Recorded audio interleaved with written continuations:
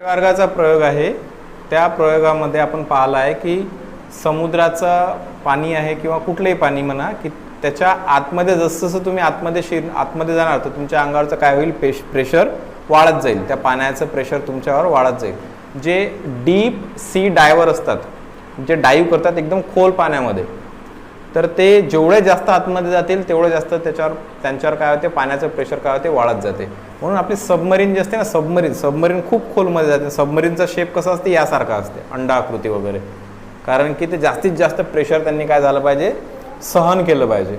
असं आपण आतमध्ये जातो तसं तसं काय होते, प्रेशर पाण्याचं वाढत असते. आता या केसमध्ये काय बघू आपण, एक आपल्याकडे बॉटल आहे.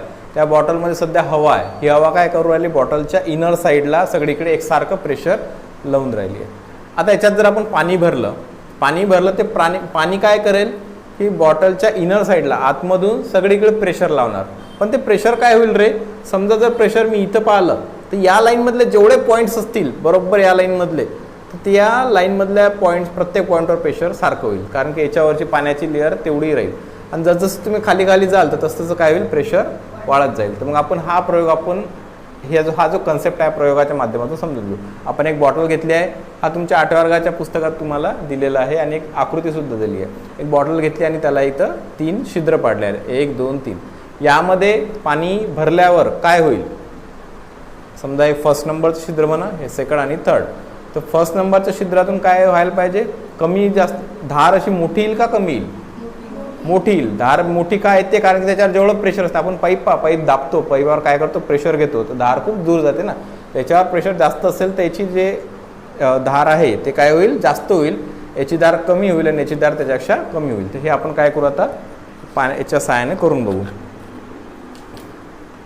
तर आपल्याकडे हे पाणी इकडे तिकडे न सांडायसाठी मी एक सेटअप केला आहे आणि मी खाली बसलो आहे, कारण की या मोबाईलचं ते एक अटॅचमेंट नाही आहे, त्याच्यामुळे मला हा प्रयोग असा खाली बसून करायला लागत आहे. त्याच्यात आपण काय केलं, आता हळूहळू पाणी भरलं.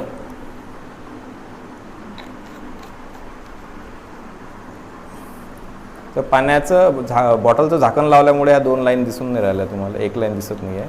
आता बघा, जर तुम्ही याला क्लिअर ऑब्झर्व जर केलं तर जे खालचा जो आहे छिद्र, याची धार काय जास्त दूर आहे, मधातल्या याची धार काय आहे, कमी आहे, आणि सगळ्यात वरच्या याची धार काय आहे, लहान आहे. तर म्हणजे हे काय, ड्यू टू आता प्रेशर डिफरन्स, या बॉटलमधल्या ज्या पाण्याच्या लेअर तयार झाल्या त्या लेअरच्या डिफरन्सनुसार या धार काय होत आहे. म्हणजे प्रत्येक पॉईंटवर हे प्रेशर काय, जर तुम्ही वर आणि खाली जाल तर प्रत्येक पॉईंटवर प्रेशर वेगवेगळं येईल. पण त्या बॉटलच्या जर तुम्ही या आउटर साईडला कुठेही जाल, एकाच पॉईंटच्या बरोबर आउटर साईडला कुठेही सर्कम्फरन्सवर, तर तिथं प्रेशर काय होईल, सारखं होईल. म्हणजे जर मी असे छिद्र जर याच्या सर्कम्फरन्सवर पाडलं एकसारखे, तर इथं काय होईल, सर्व धारा एकसारख्या येतील. पण जसे असे पाडले, व्हर्टिकल पाडले, तर धारा त्याच्या काय होईल, कमी जास्त होईल, due to pressure difference of water. लक्षात आलं का?